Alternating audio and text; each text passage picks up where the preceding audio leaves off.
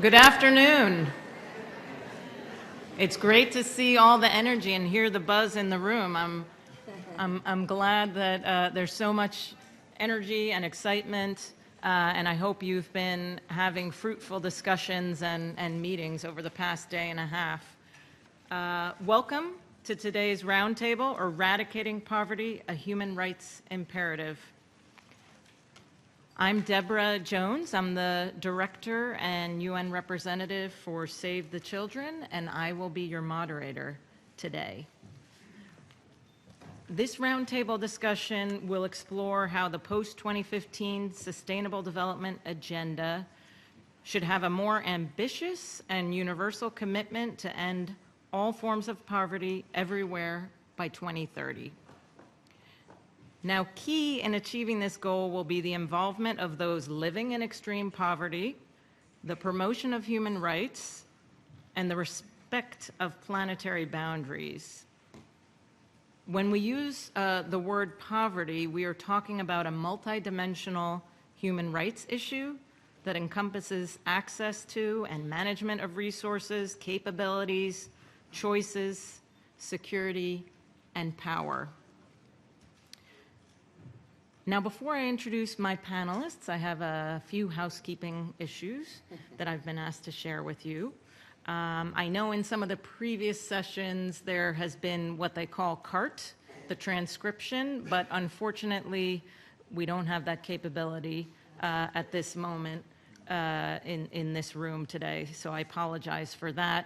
And they've informed me as well that there will not be translation into Spanish and French. I'm assuming not into other languages as well, but they've highlighted that there will be no translation, so apologies for that. We do have ushers wandering around. Perhaps identify yourselves by raising a hand, I think in the blue shirts, who will collect surveys at any point, so when you're walking out, it's always very helpful to get your feedback on various aspects of the conference for the planning of future conferences. So please do fill out those surveys and return them to the ushers. So without further ado, let me introduce briefly our roundtable panelists. And I'll tell you a little bit about how we'll run the session today. So first off, on my far right, we have the Deputy Permanent Representative of Ireland to the United Nations, Timothy Haw. And then to his left, we have Paul Ladd, who is the head of the team on post-2015 development agenda in the Bureau for Development Policy at UNDP here in New York. To my immediate right, we have Myrna Cunningham-Kane, who is from the Center for Autonomy and Development of Indigenous Peoples in Nicaragua. To my left, we have Oyebisi Babatunde Oluseyi, who is the Executive Director of the Nigeria Network of NGOs. And then on my far left, we have Cecile Guidote Alvarez, who is the Executive Director of the International Theater Institute Earth Savers UNESCO Dream Center. So the way that this session will run today is we want it to be interactive and more conversational. I'm going to pose questions to the panelists, and some panelists will respond. We'll have a round of a couple of questions, and then we'll have a response from my colleague from Ireland, and then we'll open the floor for comments from the floor. So let me open the conversation with a question on extreme poverty. how can the post-2015 framework demonstrate throughout that it is aiming at eradication, not simply reduction of extreme poverty? So this is, we often hear a debate between eradication of poverty versus reduction of poverty. And today we are talking about the eradication of poverty. So I'll repeat the question again. How can the post-2015 framework demonstrate throughout that it is aiming at the eradication, not simply the reduction of extreme poverty? And I open to my fellow panelists to see if two or three of them want to respond to that question. Okay. Yes. Thank you. For indigenous peoples, poverty and inequality is related with all the problems that we inherited from colonization, and that displaced indigenous peoples took away our resources, our possibility to develop, but at the same time we are facing some other problems at this moment, like displacement from our land, degradation of our territory, cultural discrimination, limited access to health, education. So if we really want to address poverty reduction, we need to address those structural problems and not only solve some, I would say, cosmetic problems.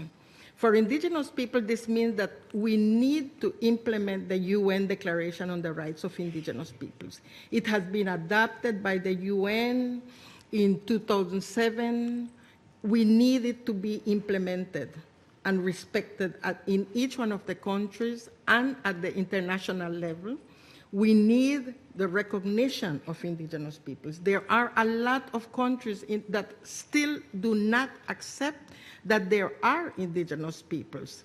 And if they don't accept them, that means that they are defining public policies without considering their special needs or their specificities.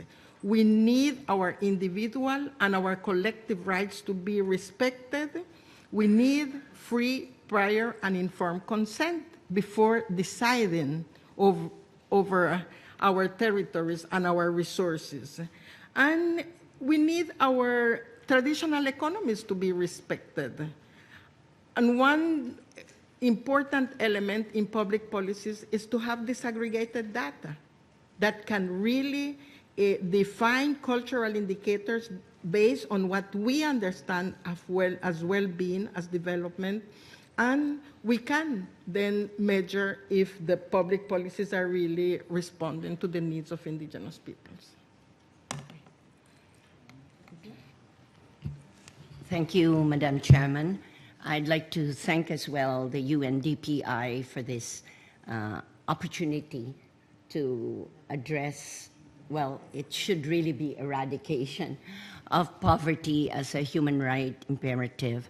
And as an artist, we are UNESCO Artists for Peace. We would like to center into the attention the importance of culture with media and arts and indigenous heritage as an important womb or pillar for achieving sustainable development. Because poverty doesn't just have to mean that you're poor, you're lacking in dollars, you have so many debts, but the poverty of the spirit is a very desperate situation, because if you are able to creatively empower every citizen, meaning to say allowing them to discover their capacity, their ability, in spite of limitation. I work with persons with disabilities, but we call them handicapables. Because if you allow them to have the confidence, if you give them or everybody else who is a vulnerable group the right to culture, to be able to imagine a better dignified life, to persevere, to pursue that dream, to give them the hope that they can achieve, and to be able to transmit the message to policy leaders, to every sector, that the important thing is to have caring and sharing, and to get rid of greed, because values is important in order to fight poverty.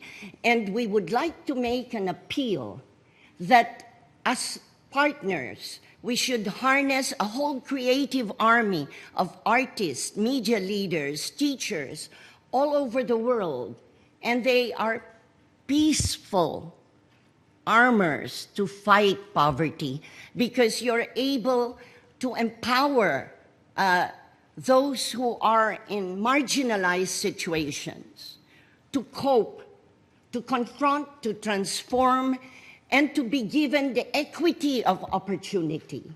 And a lot of people never think of arts. They like to consider it merely as entertainment. Oh, it's an intermission break.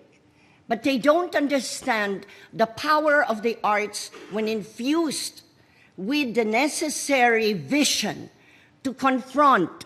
We can't have poverty eradicated if armed conflict continues. We cannot have poverty eradicated unless we fight environmental degradation, and all the political leaders, that's why the Secretary General is calling a summit, must agree to cut that carbon which is causing the climate change catastrophes. You have seen in the world how the Philippines has suffered. We're not the only ones. There's going to be the Small Island Developing States Summit, and we are all vulnerable to this danger.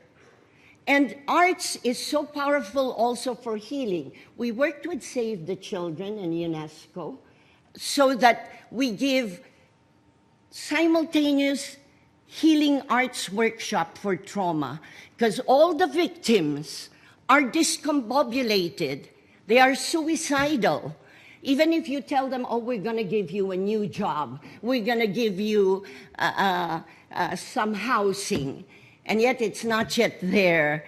And you lost almost your entire family. You really want to disappear from the world. So you need the artists to address and nurture the mental health of these refugees so that they can triumph over adversity. So it's just to introduce the subject, because culture and arts is always negated or marginalized or just piggybacking. But if we are for education for all, arts, media are the catalyst to transmit to the people the problems, the possible solutions, how do you engage them so they're involved, and the collective action, the synergy, the participation is there. No amount of great documents will work unless it reaches the people, conscientizes them, sensitizes them, informs them, and motivates them to act, to have a better, peaceful, sustainable world. And you can use the artists, not just for performance, to entertain, but to infuse their diverse cultural expressions, not just copycats of Broadway, but something that really communicates and draws meaning and power from the lives and language of the people, so that they can have a vision, a mission to have a better life. And then we can not just cut, we can cancel out poverty if every heart beats with compassion, with caring and sharing. Thank you.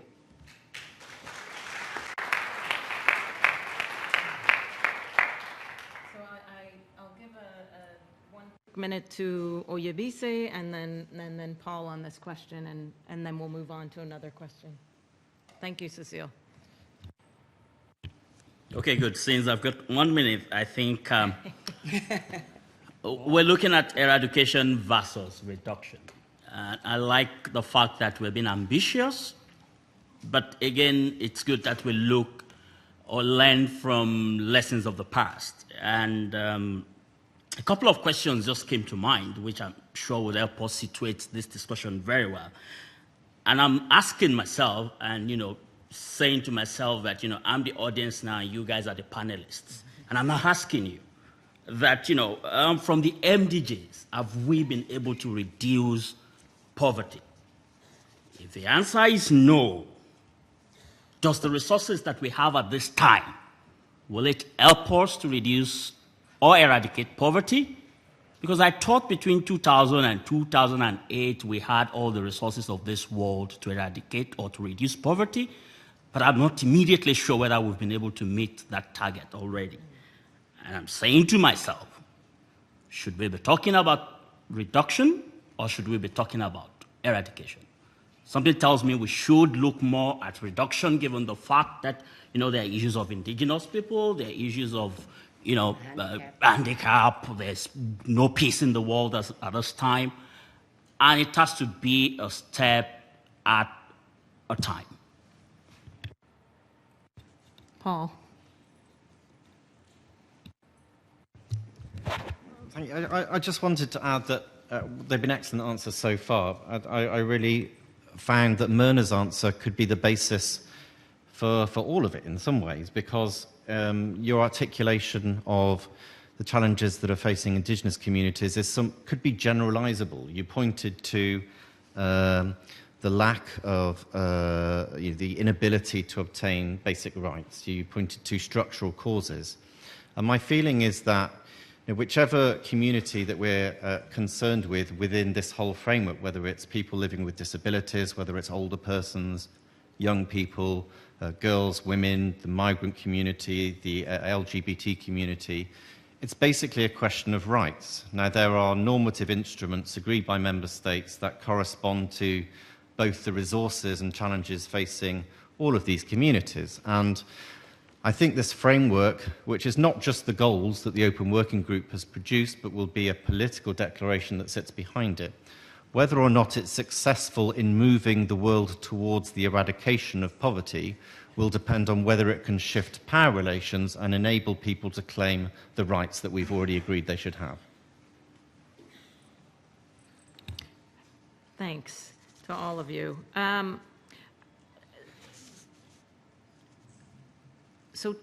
Something we saw in the MDGs was inequalities within countries and within regions, and that in some cases, the way data was collected and analyzed overall, we were seeing achievement when in fact there were inequalities. So the next question I have is, how can poverty eradication be embedded in the goals and the targets of a future framework where we can aim to get to zero rather than seeing percentage reductions?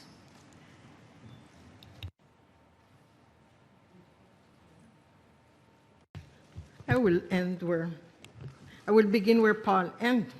We need to adopt a framework of human rights.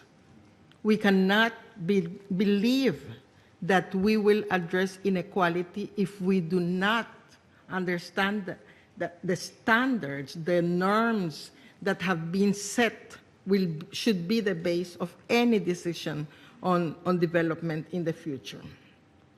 And it means that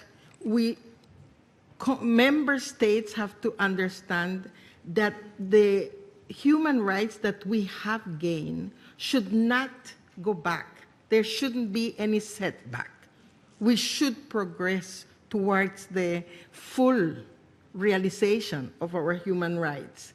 There should be no discrimination. We should not use the language of equality to treat people equal when we are different. We have to be treated according to our culture, to our language, to our concept of development, of poverty. So there should be a framework of non-discrimination respecting diversity. There should be resources. The member states have to really commit to put enough resources based on their capacity to really ensure that people can exercise our economic, our social, and our cultural rights. There should be, in the whole framework of the post-2015 development, there should be an effort to define data that can measure discrimination. There should be an effort that these, the indicators can really measure if the barriers that we face for exclusion are really being removed. And there should be also indicators that can measure the level in which we participate, because participation is one of the main, I would say, focus of to really reduce poverty. And so these are some of the specific measures that I believe we will have to consider if we want to eradicate poverty and stop, let's say, fooling ourselves with percentage. Average, national average does not, I would say, we always say that is the biggest injustice for different groups and different people. I'd like to follow up on that. The right to culture must really be understood in the proper sense.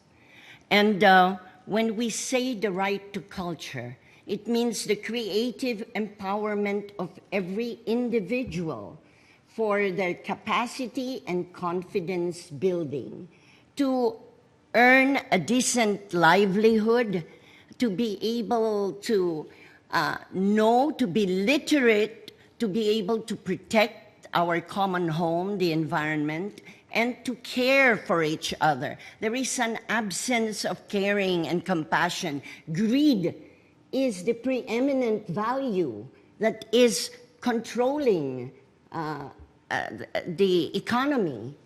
If we can really, from the level down up, force the leaders and conscientize them. And science, there is so much, I was going around the whole day, so much knowledge and data already. But how is it transmitted to the ordinary people, to the grassroots? Here, how many are we? 300, 200 people? Unfortunately, we're not on the web. We should be able to spread all the ideas and translate them in cultural symbols people understand. It cannot be Madison Avenue kind of advertisement and promotion. It's got to be in cultural symbols people understand, appreciate, relate to, so that they can then be able to get into the action. So it's really an appeal. Can the United Nations, and we trust the Secretary General who's working for peace and the Summit for Climate Change, can we say, can governments begin to understand that culture is an essential ingredient for development? And sustainable development is retarded or accelerated depending on a dynamic, relevant use of culture. And if that is absent, then you are going to have a tragic flaw in your development policy. And just one thing, I am from Asia, I'm from the Philippines, and God knows people are addicted to soap opera. If we can convince. I belong to the International Theatre Institute. It's a community of artists in all, about 100 nations. The UNESCO, with which the organization we work with, has UNESCO commissions all over the world.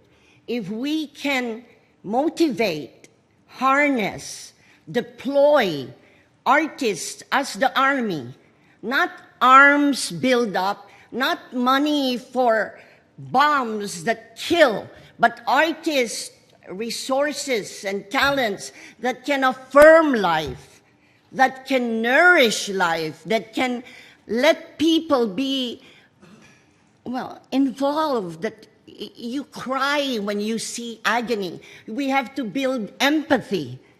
Empathy so that even if you're not the one suffering, you can cry for somebody who is in despair and you can assist.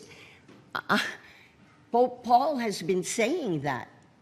Take care of the poor and take care of the environment. That is your twin focus to eradicate poverty and use culture dynamically, not as an entertainment, not as a commercial value, but as a teaching tool, as a creative communications medium to reach the hearts and minds of people, and for everybody to collaborate. We are one family, we are one common home, and we cannot really be the ones destroying this kind of a community of nations.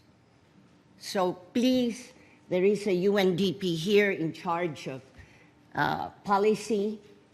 There's got to be a better understanding, because the first thing ever when they say there is economic distress, cut culture funding. But you cannot have education correctly. Education is not only in the curriculum. The media is a deadly situation, because if you do not use media correctly, bias is continuing against indigenous people, against the handicapped, unless you do media as a creative classroom to infuse and cut on biases and prejudice and build tolerance and build the affinity, the kinship. That is the case to eradicate poverty. I believe in the impossible dream. It can happen.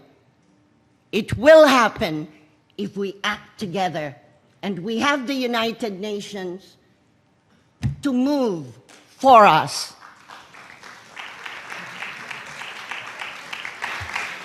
And all religions, because spirituality is important, ethics is important.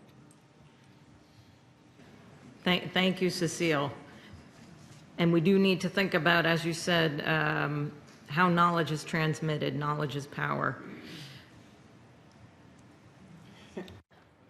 Yes, thank you, moderator, for not giving me 1 minute this time around.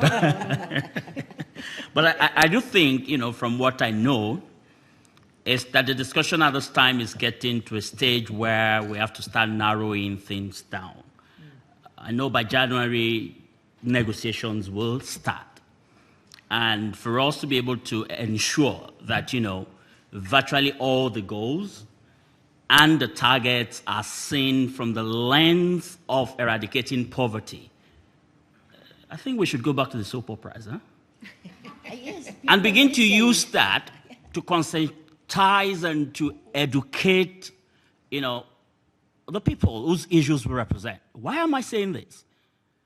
From the understanding of the work that would happen in the next couple of months, there would be need for national level action, where, as a citizen, I'm telling my president to say that, if you're going to bring a global Bible or a global Quran of ending poverty to this country, then it must address our national priorities and our national strategies.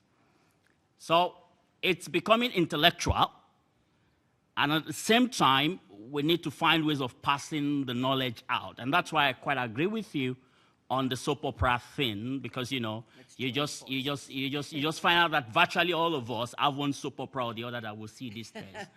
As much as I want to, I hope my employers are not here, as much as I want to be busy, I have one soap opera that I, you know, stayed glued to.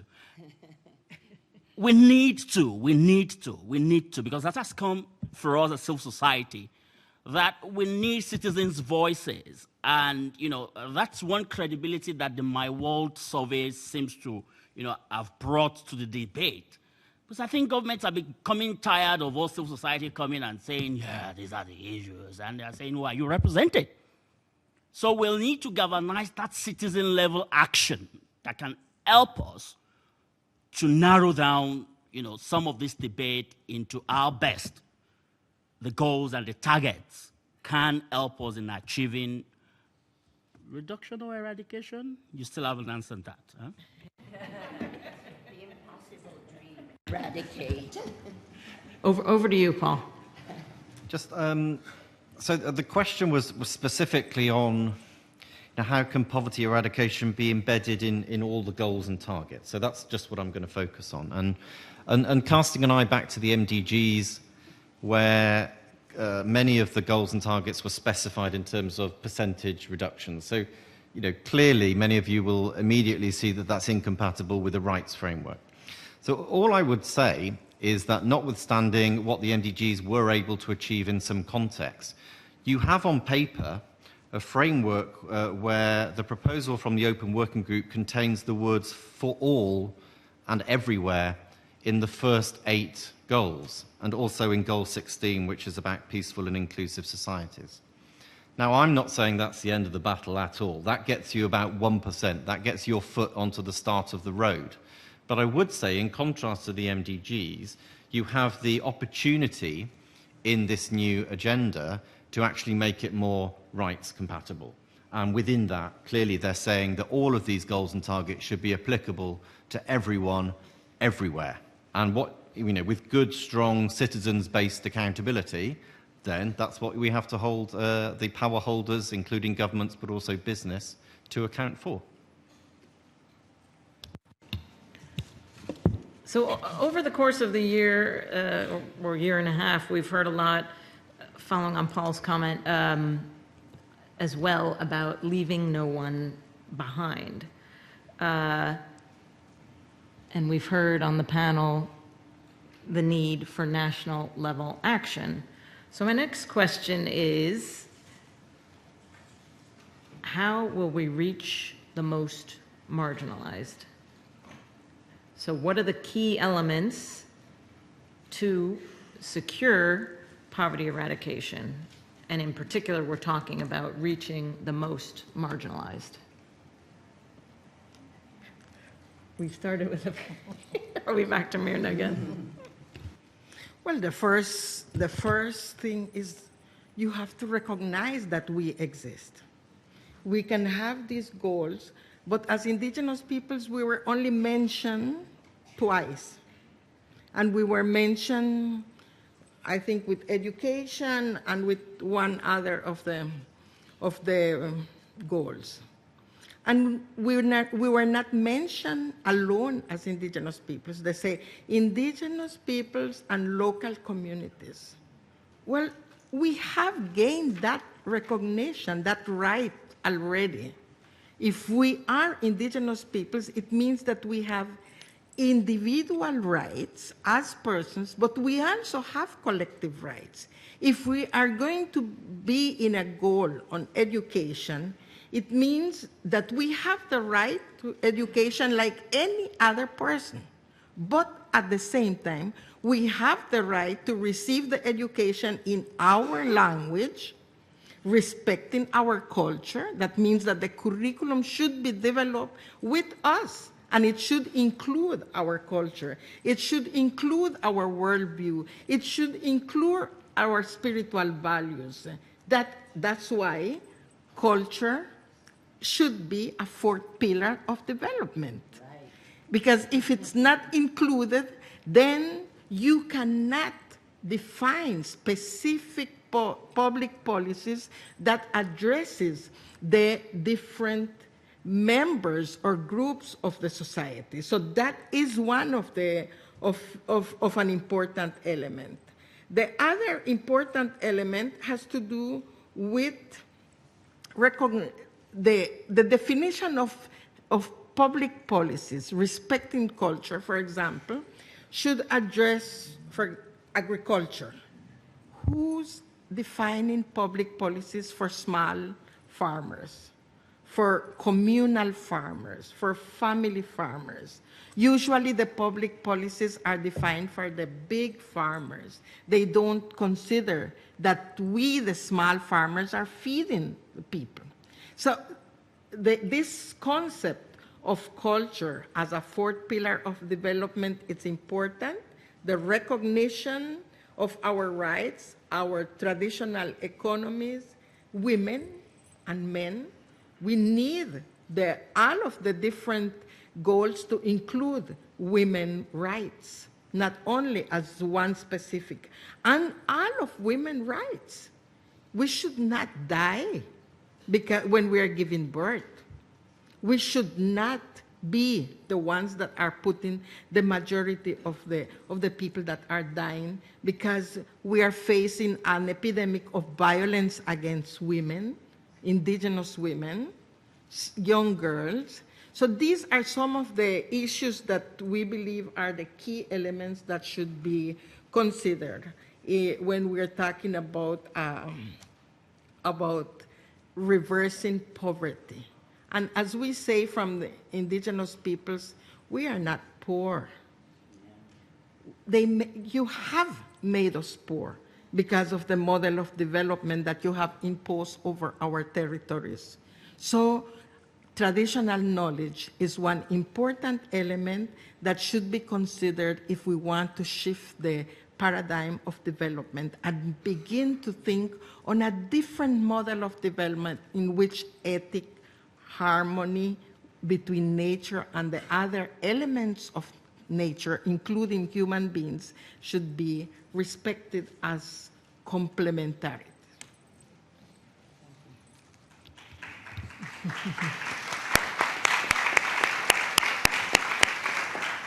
Next, I'll turn it over to Oyebisi for his thoughts on this.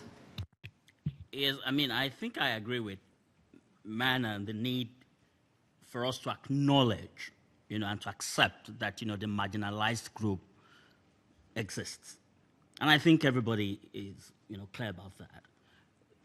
One step further would be to look at who exactly are the marginalized, all right? And I'm sure the young people, the women, the indigenous groups, different sections of, the population would have something to say, including children. But we have to now start looking at their needs based on each of the marginalized audience. Again, I keep going back to the fact that, at this point, we've got around 70-something goals, and some 200 and something targets. Again, that has to be made smart, that has to be reduced. But in all of that, how do we ensure that we're not going to sacrifice the needs of the marginalized groups?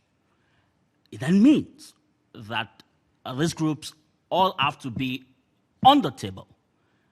And when they are on the table, they must have, the right skills to interrogate whatever document that is going to come out. The work at this time for me and from civil society is becoming technical. So it's going to go beyond the emotions now to the evidence that we can garner from the work that we've done on the ground. That is the reality we have to face, and we have to find a way of working around that. But we must understand that whatever we do at the end of the day must not leave any of us behind.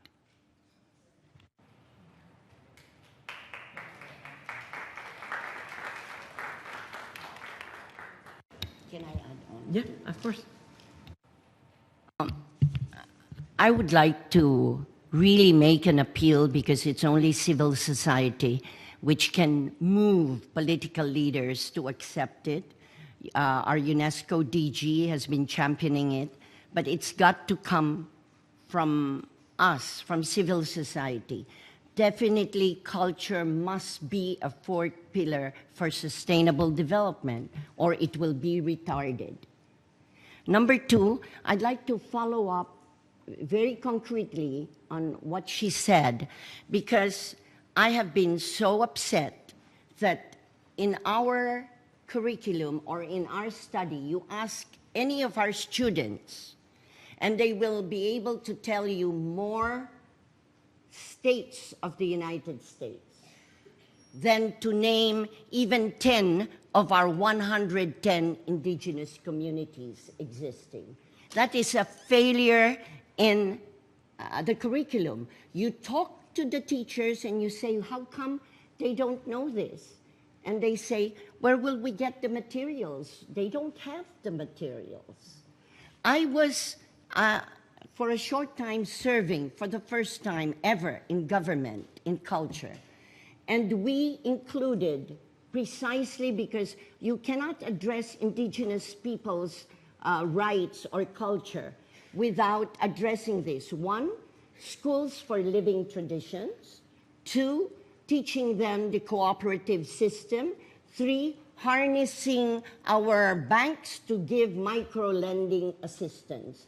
Fourth, to give them the opportunity for their wonderful products to come to the cities, but gaining for themselves the money and not just the middleman. So there is really a need to understand how culture should be utilized. What I'm wearing is a creative industry of abused women that we're teaching. We are able to get the blind to dance, the deaf to dance, and they think it's not possible. It is possible. Nothing is impossible. If you persevere and you have, however you want to call, God, Allah, Jehovah, whatever. But you have to have that faith. And that's why the interfaith program, intercultural program, should really strongly exist within the United Nations system. Two, financing. If the UN says Global Education First Initiative, culture, arts, and media must be considered as a catalyst for education for all. Because even if you're learning something in your classroom, in one instant, what they get from media can change and overturn whatever it is. That's why we go back to soap opera, even rap songs. We have rap songs for garbage recycling and composting. We have the agony, death, and resurrection of the forest. We have the lament of the lakes. We have the green gas. I mean, artists can communicate. And the UN, at least there is UNESCO, must utilize all artistic disciplines. Media must be used to inform people. Unless they are informed, they cannot be motivated to act. And unless they are informed in the symbols that they understand, in their language, it won't work. The failure of governance sometimes can be traced to the failure of communications. I hope that is understood, and I hope it gets into a declaration that it's got to be understood, not as entertainment, not the beauty queens who are, gesticulating or etc., or not just the singer, etc., but we can create our own songs, we can create our own. Right now with the UNDPI, we're doing text poetry on small island states. Can you imagine They don't even know it's 2014, it's the year for small island developing states. But because we went on radio for, you know, give your short poetry instead of sending text to the media, who is the mistress now of the Star, etc., and wrong spelling at that shortcut. So there are many ways you've got to use culture relevantly, dynamically, and not, you know, driving away indigenous wisdom. One indigenous wisdom, because I'm married to an indigenous person who's a senator. The 7th generation teaching of indigenous peoples. My God, if we just follow this, that you don't do anything, the elders don't do anything that will hurt the future, the security of their children, grandchildren, up to the 7th generation. That you don't do anything that can harm the memory of your father, grandfathers, your ancestors up to the 7th generation. Then we won't do harm to our fellow men and to the environment. And we will